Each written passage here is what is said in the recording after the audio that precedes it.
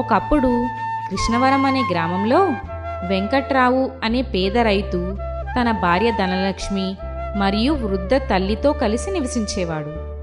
వెంకట్రావుకు చంద్రిక అనే చిన్న కుమార్తె ఉండేది.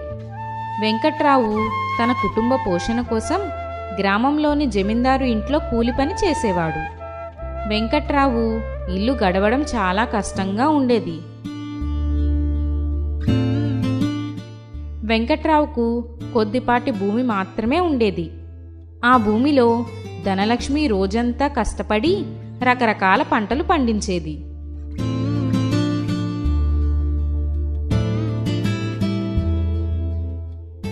గ్రామంలోని బజారు రోజున ఆ పండించిన కూరగాయలు, పండ్లు అమ్ముతూ తన కుటుంబానికి సహాయంగా ఉండేది. కృష్ణవరం గ్రామస్తులందరూ ధనలక్ష్మి వద్దనే కూరగాయలు, పండ్లు కొనేవారు. అలా రోజులు గడుస్తూ ఉండేవి.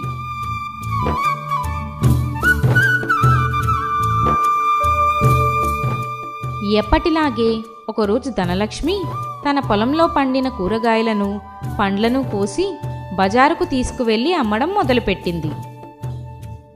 రావాలండి రావాలి, తాజా కూరగాయలు, తాజా పండ్లు, స్వయంగా పండించిన తాజా కూరగాయలు, తాజా పండ్లు, ఎలాంటి రసాయనాలు వాడకుండా పండించిన పళ్ళు, కూరగాయలు తక్కువ ధరకే అమ్ముతున్నాము. ఇంతలో తమకు గతంలో పరిచయం ఉన్న సూరయ్య అనే వ్యక్తి కూరగాయలు కొనడానికి అక్కడికి వస్తాడు. ధనలక్ష్మి, ఎలా ఉన్నావు? ఇంట్లో అంతా బాగున్నారా? చంద్రిక ఎలా ఉంది? సూరయ్య గారు, అంతా బాగానే ఉంది. చంద్రిక కూడా బాగుంది. నీ వ్యవసాయం ఎలా సాగుతుంది? అంతా బాగానే ఉంది కదా? ఏమని చెప్పను సూరయ్య గారు, మా బావి పూర్తిగా ఎండిపోయింది. అందులో బండరాలు తప్ప మరేమీ లేవు. ప్రస్తుతం ఒక్క నీటి చుక్క కూడా లేదు. మా పక్క పొలం భూపాలయ్య గారిది. ఆయన పొలంలో ఉన్న బావి నుండి నీటిని తెచ్చి వ్యవసాయం చేసుకుంటున్నాము. ప్రస్తుతానికి బాగానే ఉంది. ఇంతకీ మీరెందుకు ఇలా వచ్చారు? నా భార్య బజారుకు వెళ్ళి కూరగాయలు తెమ్మని చెప్పింది. అందుకోసమే ఇలా వచ్చాను. టమాటాలు, బెండకాయలు, దొండకాయలు కిలోకి ఎలా ఇస్తున్నావు? టమాటాలైనా, బెండకాయలైనా, దొండకాయలైనా కేజీ 20 రూపాయలకి ఇస్తున్నాము. మీకు ఎన్ని కేజీలు కావాలి సూరయ్య గారు? నాకు అన్నీ ఒక్కొక్క కిలో చొప్పున ఇవ్వు అని చెప్పి కూరగాయలను కొనుగోలు చేసి అక్కడి నుంచి వెళ్ళిపోతాడు సూరయ్య.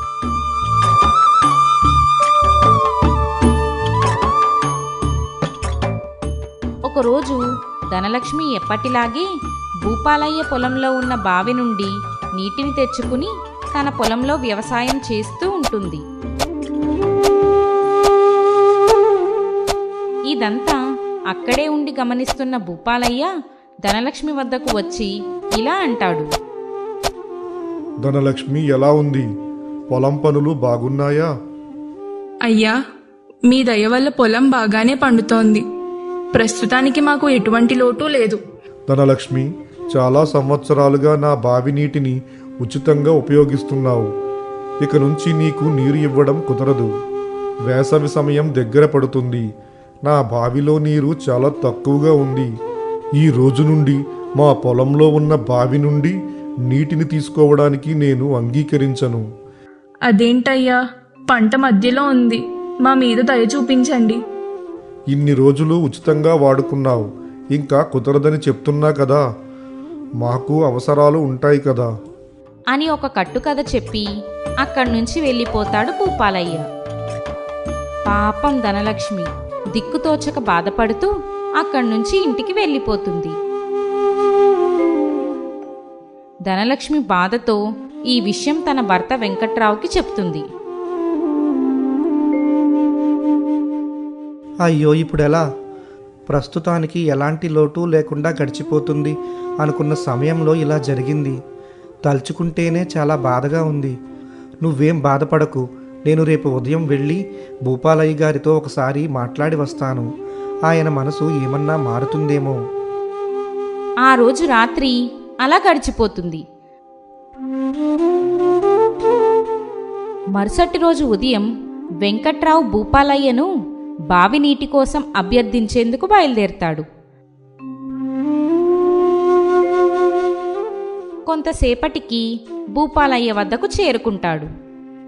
భూపాలయ్య గారు, దయచేసి మీ బావి నీటిని కొంతకాలం ఉపయోగించుకునే అవకాశం ఇవ్వండి.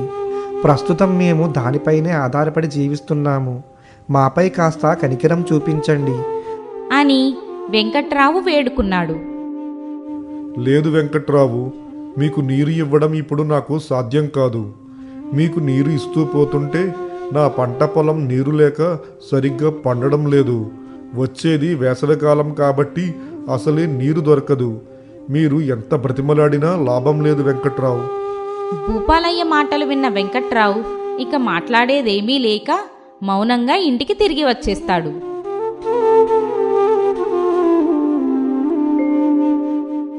ఇంటికి వచ్చిన వెంకట్రావు తన భార్యతో జరిగిందంతా చెప్తాడు. తన భార్య బాధపడుతూ ఉంటుంది. అప్పుడు వెంకట్రావు తన భార్యతో ఇలా అంటాడు. మన పాత బావిని మరింత లోతుకు తవ్వితే ఎలా ఉంటుంది? అందులో పెద్ద పెద్ద బండరాలు తప్ప మరేవీ లేవు కదండి. ఒకవేళ తవ్వడానికి కూడా చాలా ఖర్చు అవుతుంది. మన దగ్గర అంత డబ్బు లేదు. రేపు ఉదయం నుండి మన పాత బావిని మరింత లోతుగా నేనే తవ్వుతాను. నేను తవ్వగలిగినంత తవ్వుతాను. నా శక్తి మేర ప్రయత్నిస్తాను. నీరు రావడం అన్నది ఇక పైవాడి దయ. సరే అండి, ప్రయత్నిస్తే ఏదో ఒక దారి కనిపించక మానదు. సరే, అలాగే చేద్దాం. సరే గాని నాకు చాలా ఆకలిగా ఉంది. ఏమన్నా ఉంటే త్వరగా పెట్టు, తింటాను. ఈరోజు ఉదయం నుండి ఏమీ తినలేదు. సరే అండి, ఇప్పుడే మీకు భోజనం తీసుకుని వస్తాను. అమ్మా తల్లి అన్నపూర్ణేశ్వరి, నా ఆకలి తీర్చమ్మా. అమ్మా తల్లి అన్నపూర్ణేశ్వరి, నా ఆకలి తీర్చమ్మా. బయట ఎవరిదో మాట వినిపిస్తుంది. ఒకసారి బయటికి వెళ్ళి చూద్దాం పద.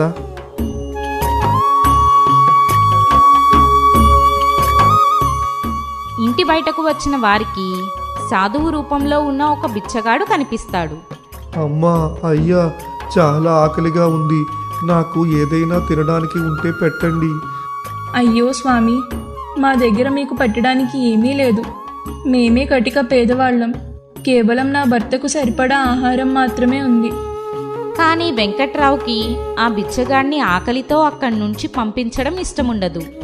వెంటనే తన భార్యతో ఇలా అంటాడు. నా వంతు అన్నాన్ని ఈ బిచ్చగాడికి పెట్టు. నా ఆకలి గురించి ఆలోచించకు.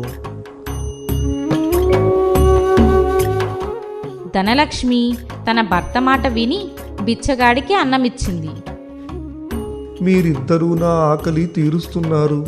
మీకు ఆ దేవుడు ఏదో ఒక రకంగా సహాయం చేస్తాడు. మీ కష్టాలన్నీ సుఖాలుగా మారే రోజు మీకు ఇస్తాడు. ఆ బిచ్చగాడు ఆశీర్వదించి అక్కడి నుండి భోజనం తీసుకుని వెళ్ళిపోతాడు.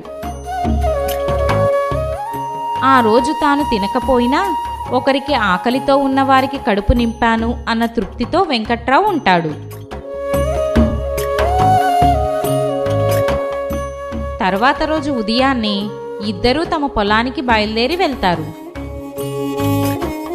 కొంతసేపటికి తమ పొలానికి చేరుకుంటారు. వెంకట్రావు తన పొలంలో ఉన్న పాత బావిలో దిగి దానిని మరింత లోతుకి తవ్వే ప్రయత్నం మొదలు పెడతాడు.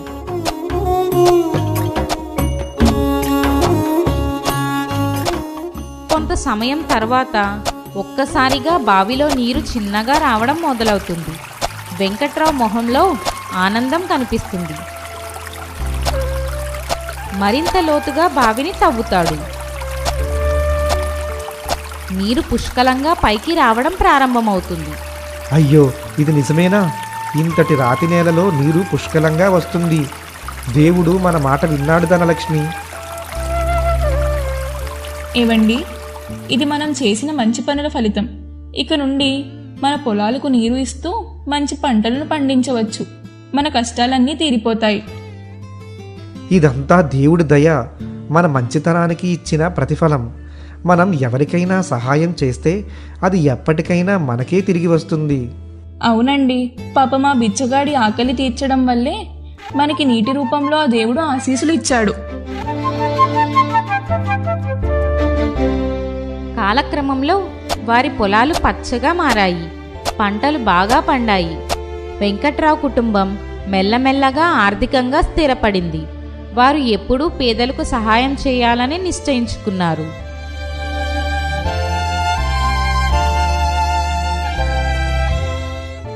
సాటి మనుషులపై దయ చూపితే ఆ దయ ఎన్నో మార్గాల్లో మనకు తిరిగి వస్తుంది. నిస్వార్థంగా చేసే సాయం ఎప్పటికైనా మన జీవితాన్ని ఆనందంగా, సంతోషంగా మార్చుతుంది.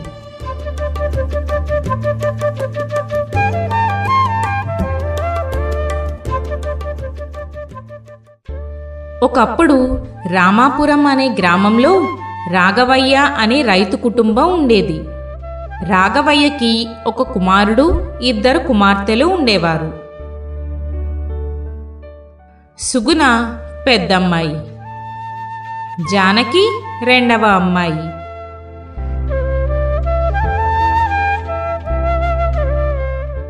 రాఘవయ్య చిన్నప్పటి నుండి తన పెద్ద కూతురు సుగుణని, కొడుకుని చాలా గారాబంగా పెంచి ఉన్నత చదువులు చదివించాడు. రాఘవయ్య సంపాదించిందంతా పెద్ద కూతురు సుగుణకి, కొడుకుకి విద్యాబుద్ధులు నేర్పించడానికి మాత్రమే సరిపోయేది. రెండవ అమ్మాయి జానకిని ఇంటి వద్దనే ఉంచి ఇంట్లో పనులు చేయించేవాడు. రాఘవయ్య తన కుమారుడు, 2 కుమార్తెలకు పెళ్లి చేసిన తరువాత కొన్ని రోజులకు అనారోగ్యం పాలై చనిపోయాడు.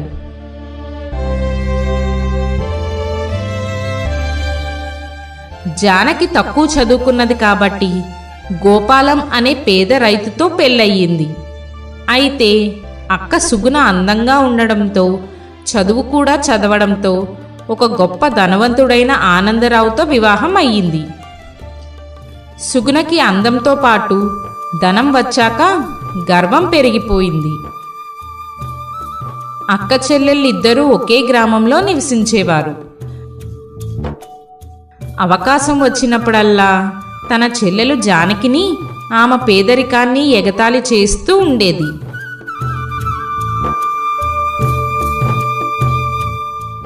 అలా రోజులు గడుస్తూ ఉంటాయి.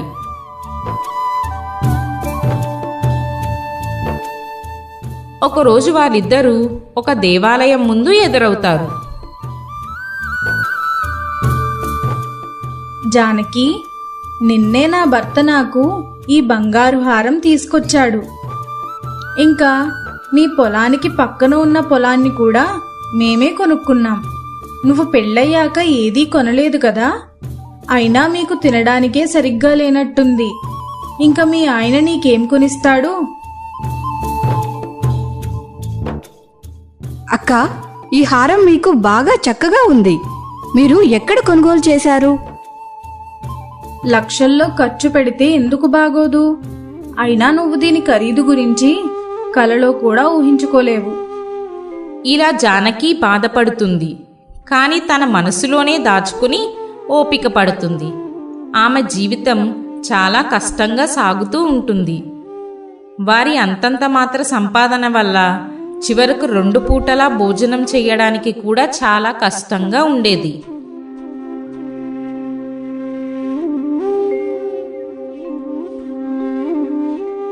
అలా రోజులు గడుస్తూ ఉంటాయి.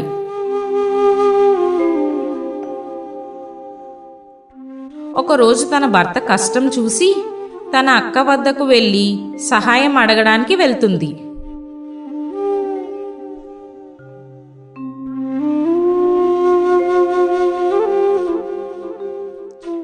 అక్క, మా ఇంట్లో అన్నం వండడానికి కూడా కొద్దిగా ధాన్యం కూడా లేదు.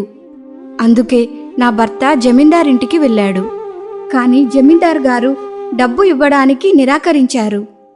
కనీసం నువ్వు కొద్దిగా డబ్బు సహాయం చేస్తే పంట అమ్మిన వెంటనే మేము నీ డబ్బు తిరిగిచ్చేస్తాము. అయ్యో జానకి, నువ్వు నిన్న వచ్చినా బావుండేది. కొద్దిగా డబ్బు ఇచ్చేదాన్ని.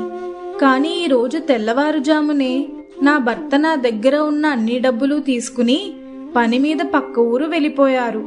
నా దగ్గర ఇంక ఏ డబ్బు మిగల్లేదు నీకివ్వడానికి. ఇలాంటి పరిస్థితుల్లో నేను నీకు ఎలా సహాయం చేయగలను?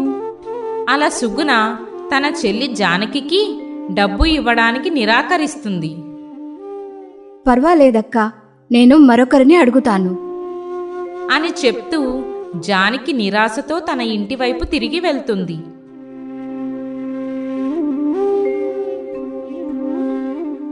జానకి, నీవు మీ అక్క దగ్గరికి వెళ్ళావు కదా, ఆమె ఏమైనా నీకు డబ్బు ఇచ్చిందా? లేదండి, మా బావగారు మా అక్క వద్ద ఉన్న డబ్బంతా తీసుకొని వేరే ఊరు వెళ్ళారు అని చెప్పింది. అలాగే మన తాకట్టు షావుకారు వద్దకు వెళ్ళి కూడా డబ్బు అడిగి చూశాను. ఆయన కూడా ఇప్పుడు కాదు, ఈ నెలాఖరున వచ్చి తీసుకో అన్నారు. కానీ నెల చివరి వరకు మనం ఇంటి ఖర్చు ఎలా నిర్వహించాలి? ఇంట్లో ఒక్క పూట అన్నానికి కూడా ధాన్యం మిగల్లేదు. ఇలా అయితే మనం ఆకలితో చనిపోతాం. జానకి, నువ్వు మీ అన్నయ్య దగ్గరకు వెళ్ళి సహాయం అడుగుతావా? ఆయన ఖచ్చితంగా మనకు సహాయం చేస్తారనిపిస్తుంది. సరే అండి, నేను మా అన్నయ్య వద్దకు వెళ్ళి అడిగి చూస్తాను. మా అన్నయ్య ఏమైనా సహాయం చేస్తాడేమో. సరే, మీ అన్నయ్య ఊరు వెళ్ళడానికి బండి కిరాయికి నా వద్ద 2 రూపాయలు మాత్రమే ఉన్నాయి. అవి తీసుకుని వెళ్ళు. పంట డబ్బులు రాగానే తిరిగి ఇచ్చేస్తామని చెప్పు మీ అన్నయ్యకి అని చెప్పి జానకి కొంత దూరం నడిచి అన్నగారి ఇంటి వరకు ఎడ్లబండి వెళ్లే స్థావరం వద్దకు వచ్చి అక్కడి నుండి ఎడ్లబండిపై బయలుదేరుతుంది. దారిలో ఒక ముసలి బిచ్చగాడు వారికి ఎదురవుతాడు. బాబు, కొంచెం ముందుకు తీసుకువెళ్తావా? నా కాళ్ళు నొప్పిగా ఉన్నాయి. నా దగ్గర డబ్బు లేదు బాబు. కాళ్ళు పగిలిపోయాయి. నన్ను గిరిపురం వరకు వదిలేస్తావా? ఓ అయ్యా, మీరు అలా మాట్లాడుతున్నారేంటి? మీరు ఉచితంగా ప్రయాణించడానికి నేను ఒప్పుకోను. డబ్బుంటే రా, లేకపోతే వద్దు. సరే అయ్యా, నేను నడుచుకుంటూనే వెళ్తాను. ఆ తాతగారిని బండిలో ఎక్కించండి, కూర్చోనివ్వండి. ఆయన కిరాయి నేను చెల్లిస్తాను. అమ్మా, మీరు ఎందుకోసం వీరికి డబ్బులు చెల్లిస్తున్నారు? ఇలాంటి వాళ్ళు రోజు ఎంతోమంది ఎదురు వస్తూ ఉంటారు. వీరు ఎన్నో మోసాలు చేస్తూ ఉంటారు. వీరు మోసగాళ్లే. మీరు ఆ ఆలోచన మానండి. ఆయన అంత కష్టపడుతుంటే అలా వదిలేయడం భావ్యం కాదు. ఆయనను బండిలో కూర్చోనివ్వండి. ఆయన డబ్బులు నేనిస్తాను. సరే అమ్మా, మీ మాటకు గౌరవం ఇస్తాను. ఓ తాత, వచ్చి బండిలో కూర్చో. ధన్యవాదాలు తల్లి. నువ్వు నాకు చేస్తున్న సహాయం చాలా గొప్పది. అయ్యా, ఇది నా ధర్మం. దీని గురించి మీరు ఏమీ ఆలోచించకండి. తల్లి, నువ్వు ఎక్కడికి వెళ్తున్నావు? నేను గిరిపురం వెళ్తున్నాను. అక్కడ ఎవరున్నారు? మా అన్నయ్య ఉన్నారు. అవసరానికి డబ్బులు అడగడానికి మా అన్న దగ్గరికి వెళ్తున్నాను. అవునా తల్లి, కష్టాల్లో ఉన్నావా? అవును తాత, చివరికి తిరిగి వెళ్ళడానికి కూడా నా దగ్గర 1 రూపాయి కూడా లేదు. నేను తెచ్చుకున్న 2 రూపాయలు ఇప్పుడే ఇచ్చేస్తున్నాను ఈ బండి కిరాయికి. నువ్వు మరి తిరిగి ఇంటికి ఎలా వెళ్తావు తల్లి? ఏముంది తాత, నా చేతిలో డబ్బులు లేవు కాబట్టి నడుచుకుంటూ వెళ్తాను. ఒకవేళ మా అన్నయ్య ఏమైనా సహాయం చేస్తే తిరిగి ఇలా బండిపై వెళ్తాను. నువ్వు నాకు చేస్తున్న సహాయం నాకు చాలా గొప్పది. కష్టాల్లో ఉన్నా కూడా సహాయం చేస్తున్నావంటే నీది ఎంతో గొప్ప మంచి మనసు తల్లి. ఆ దేవుడు నిన్ను సరైన సమయంలో ఆదుకుంటాడు తల్లి. అలా ఇద్దరూ మాట్లాడుకుంటూ గిరిపురం గ్రామానికి చేరుకుంటారు. తల్లి, నువ్వు నాకు ఎంతగానో సహాయం చేశావు. నీకు ఎంతో కృతజ్ఞతలు. నేను ఇక్కడి నుండి ఊరిలోకి వెళ్ళిపోతాను. సరే తాత, నేను బయలుదేరుతాను. నేను మా అన్నయ్య ఇంటికి వెళ్తున్నాను. జానకి కొంత దూరం నడుచుకుంటూ వెళ్ళి తన అన్న ఇంటికి చేరుకుంటుంది. ఇంట్లో తన వదినని చూసి, వదినా, ఎలా ఉన్నావు? అన్నయ్య ఎక్కడున్నారు? అన్నయ్యతో చాలా అవసరమైన పని పడింది. ఏం పని? నాకు చెప్పు జానకి. నా మాటే మీ అన్నయ్య మాట. వదినా, చెప్పడం చాలా కష్టంగా ఉంది. ప్రస్తుతం మా ఇంటి పరిస్థితి చాలా దారుణంగా ఉంది. మేము రోజుకి 2 పూటలు తినేందుకు కూడా డబ్బు లేదు. పంట డబ్బులు చేతికి రాగానే తిరిగి ఇచ్చేస్తాను. అందుకు మేమేం చేయగలం జానకి? మా దగ్గర ఎక్కడైనా డబ్బు చెట్టు ఉందా నీకు డబ్బులు ఇవ్వడానికి? మా దగ్గర కూడా డబ్బు లేదు. డబ్బులు అడగడం కాకుండా ఇంకేదైనా పనుంటే చెప్పు, లేకపోతే ఇక్కడి నుంచి వెళ్ళిపో అలా నిర్మోహమాటంగా తన వదిన చెప్పేసరికి జానకి చాలా బాధగా తిరిగి తన గ్రామానికి నడుచుకుంటూ వెళ్ళిపోతుంది.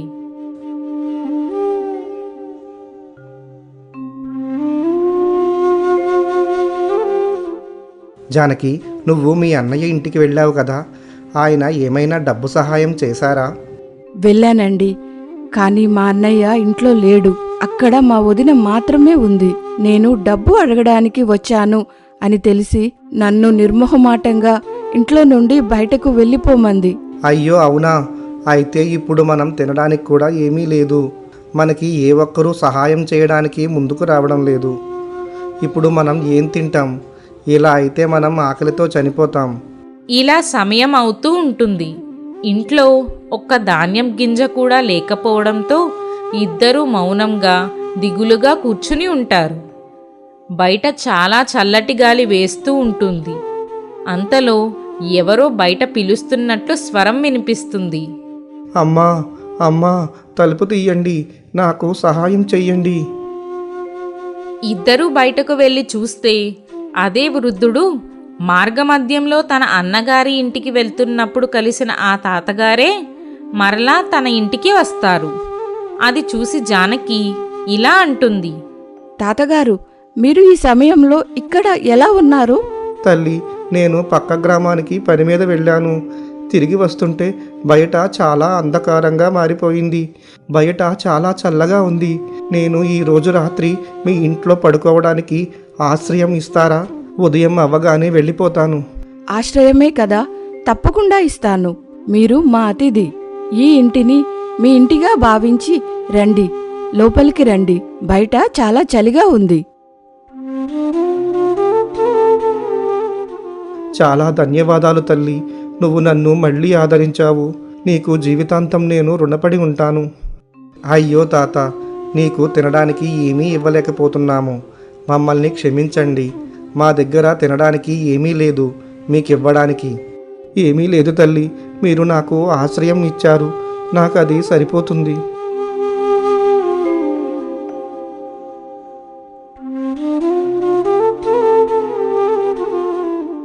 ఆ రోజు రాత్రి ముగ్గురు గాఢ నిద్రలోకి వెళ్ళిపోతారు.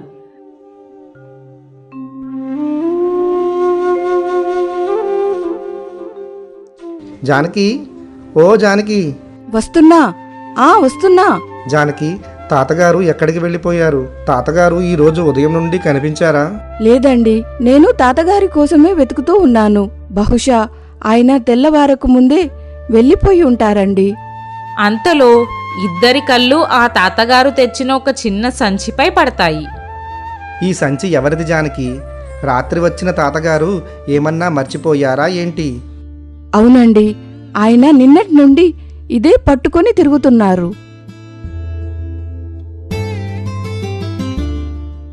గోపాలం ఆ సంచిని తెరిచి చూసిన తరువాత ఇద్దరూ ఆశ్చర్యానికి గురవుతారు. అందులో చాలా బంగారు నాణాలు ఉంటాయి.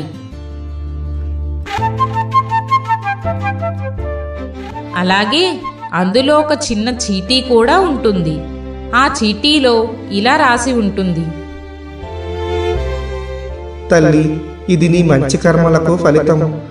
దీనిని నువ్వు ప్రతిఫలంగా స్వీకరించు. నువ్వు భవిష్యత్తులో పిల్లా పాపలతో ఎంతో సంతోషంగా ఉంటావు.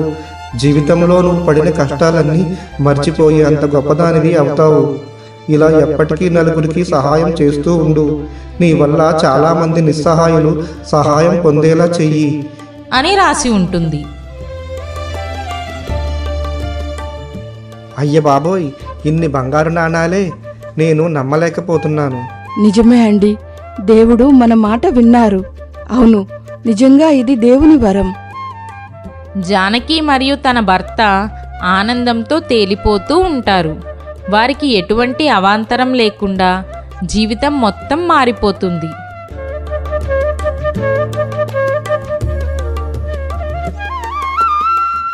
కానీ ఎటువంటి సహాయం చేయని తన అక్క సుగుణకి సంతానం లేక, తన బావకి ఆరోగ్యం బాగోక వారు అనేక ఆస్తులు అమ్ముకుని వారు బీద పరిస్థితికి చేరుకుంటారు. అలాగే తన వదినకి కూడా పిల్లలు లేక బాధపడుతూ ఉంటుంది. తన వదిన దాచుకున్న డబ్బులన్నీ దొంగలు దోచుకుని వెళ్ళిపోతారు. మనస్సు మంచిదైతే దేవుడు మన పక్కనే ఉంటాడు. కష్టంలో ఉన్నవారికి సహాయం చేస్తే ఆ సహాయం కాలక్రమేణా మనకు తిరిగొస్తుంది. మంచి మనసుతో చేసిన ప్రతి సహాయం దేవుని దీవెనగా తిరిగి వస్తుంది. అందుకే స్నేహితులారా, ఎవరైతే ఇతరులకు సహాయం చేస్తారో వారికి ఎప్పుడూ మంచి జరుగుతూనే ఉంటుంది.